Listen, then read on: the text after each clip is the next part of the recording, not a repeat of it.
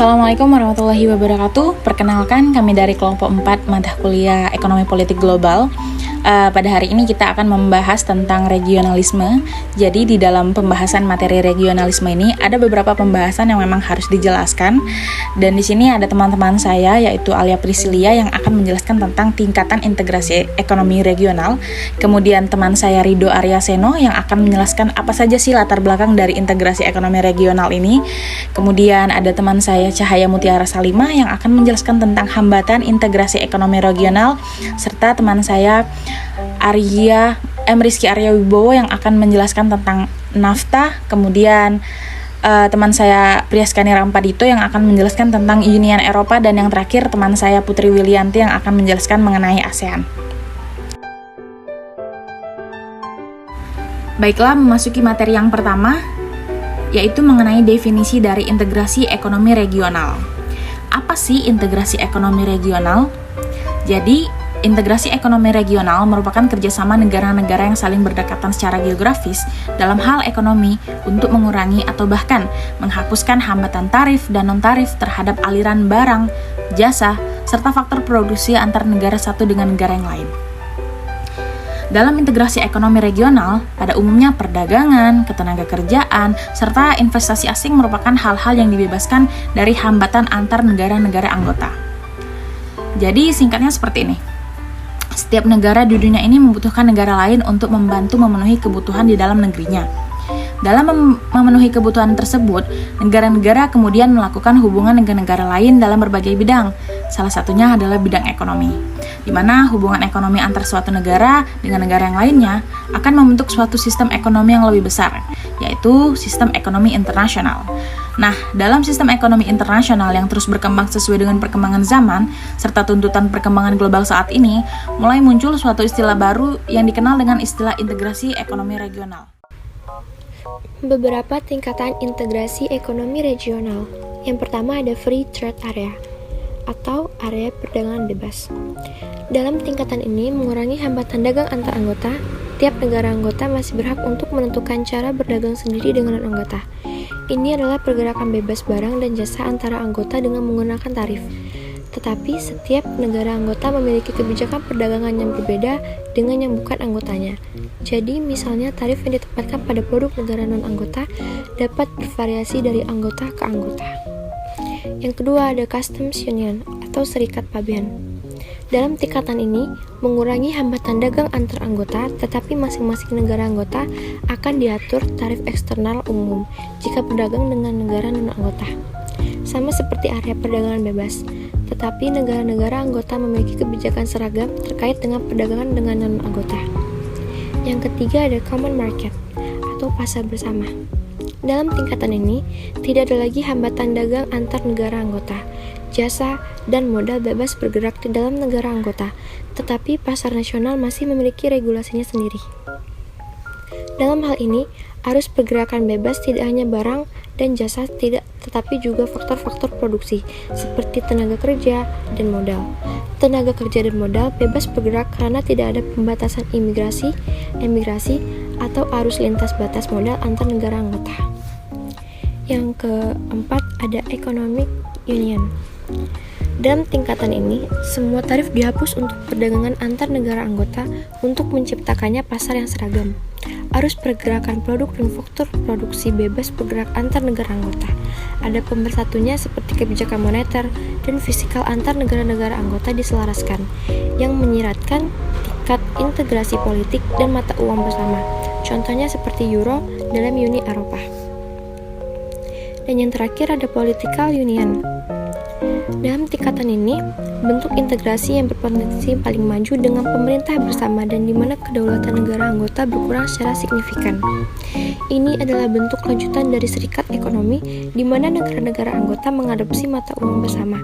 Contohnya seperti Euro di negara-negara anggota zona Euro.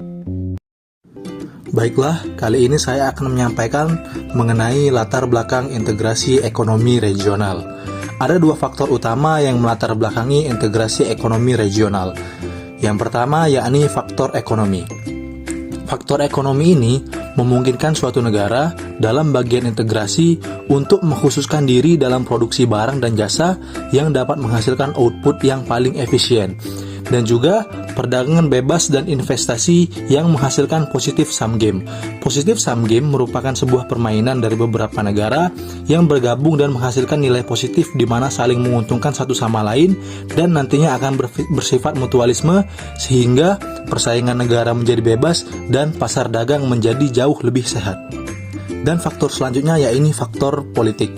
Faktor politik ini dapat menghubungkan ekonomi tetangga dan membuat mereka saling menjadi hubungan mutualisme dan menciptakan inisiatif kerja sama politik sehingga mengurangi potensi konflik kekerasan dan juga mengelompokkan ekonomi negara anggota, maka dapat meningkatkan ketahanan politis negara-negara tersebut di dunia.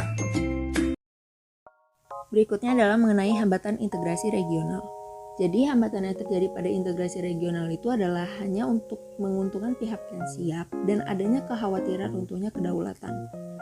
Maksud dari hanya menguntungkan pihak yang siap adalah pada dasarnya sistem integrasi regional dinilai hanya menguntungkan kelompok-kelompok yang kuat saja, sedangkan kurang berpihak kepada kelompok yang lemah baik kepada negara anggota ataupun non-anggota.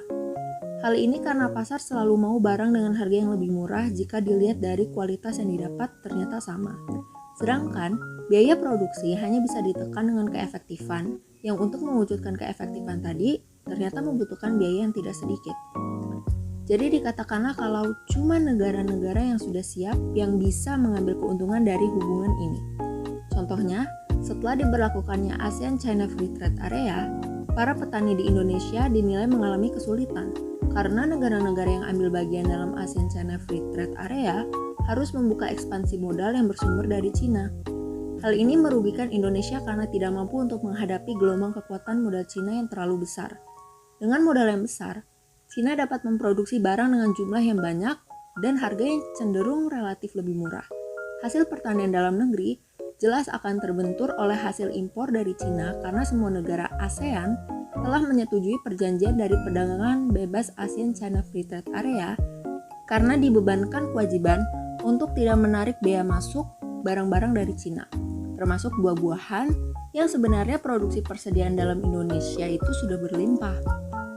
Wakil Menteri Pertanian Bayu Krisnamurti di tahun 2010 pernah menyatakan bahwa perkebunan Indonesia dan Cina mengalami kenaikan dari 800 juta US dollar sampai menjadi 2,3 miliar US dollar. Tapi untuk sektor hortikultura termasuk produk buah-buahan, presentasi produk Cina jauh lebih besar daripada di Indonesia. Itu berarti buah-buahan yang sebenarnya produksi persediaan dalam negeri kita ini sudah berlimpah, itu ternyata negara kita lebih memilih untuk mengimpor daripada kita mengekspornya. Alasannya tentu saja karena harga produksi Cina lebih murah sehingga merugikan para petani lokal. Karena sebab itulah, integrasi yang tidak dipersiapkan dulu batas-batasnya dengan jelas juga akan berbahaya, akan berimbas kepada runtuhnya kedaulatan negara anggota kelompok integrasi. Sekian dari saya, terima kasih.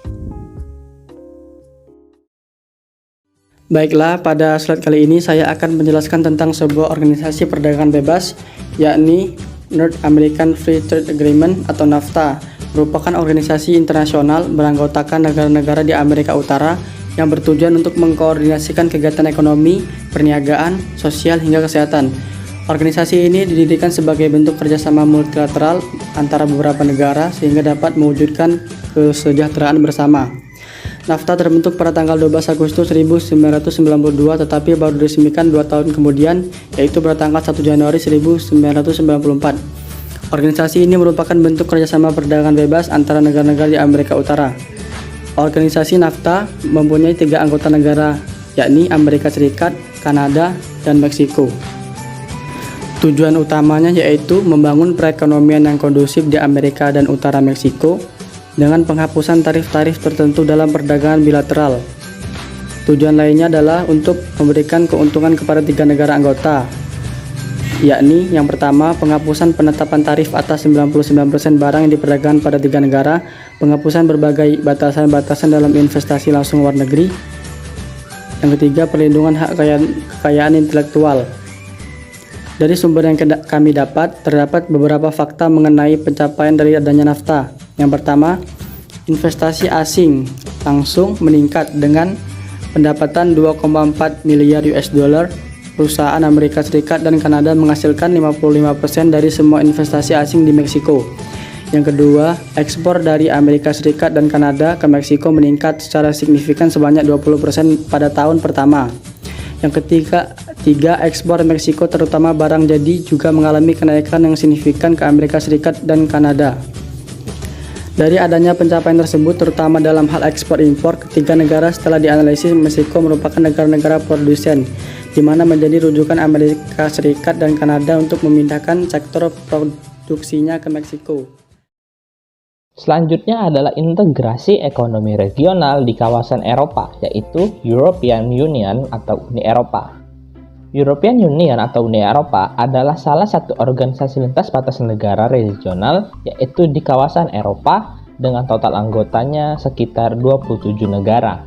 Uni Eropa sendiri memiliki tingkat integrasi dari yang paling rendah free trade area hingga yang paling tinggi yaitu politik union.